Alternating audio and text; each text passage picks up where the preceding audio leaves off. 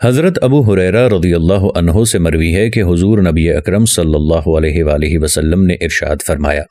جب رمضان شروع ہوتا ہے تو آسمانوں کے دروازے کھول دیے جاتے ہیں، اور ایک روایت میں ہے کہ جنت کے دروازے کھول دیے جاتے ہیں اور جہنم کے دروازے بند کر دیے جاتے ہیں اور شیطان جکڑ دیے جاتے ہیں۔ بخاری الصحیح کتاب الصوم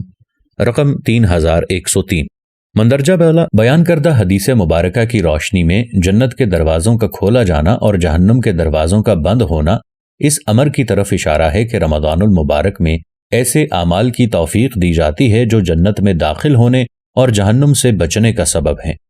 ماہ رمضان میں باقی مہینوں کی نسبت اللہ تعالیٰ کے فضل و کرم اور خیرات و برکات کثرت سے تقسیم ہوتی ہیں، پس روزے دار گناہ کبائر سے بچتا ہے اور روزے کی برکت سے اس کے صغیرہ گناہ بھی بخش دیے جاتے ہیں، جس کے سبب وہ جنت کا مستحق ٹھہرتا ہے۔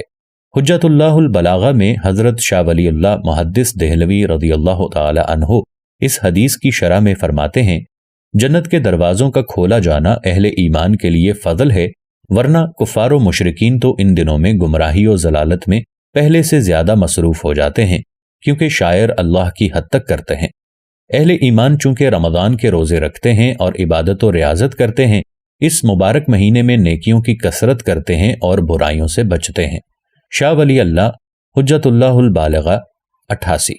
اس لیے ہم کہہ سکتے ہیں کہ ان کے لیے جنت کے دروازے کھول دیے گئے ہیں اور جہنم کے دروازے بند کر دیے گئے ہیں، اور جنت کے دروازوں کے کھولے جانے کا فائدہ یہ ہے کہ ملائکہ روزے داروں کے عمل کو اچھا جان کر ان کے لیے جنت تیار کرتے ہیں، اور یہ اللہ رب العزت کی طرف سے روزے داروں کی بڑی عزت افزائی ہے۔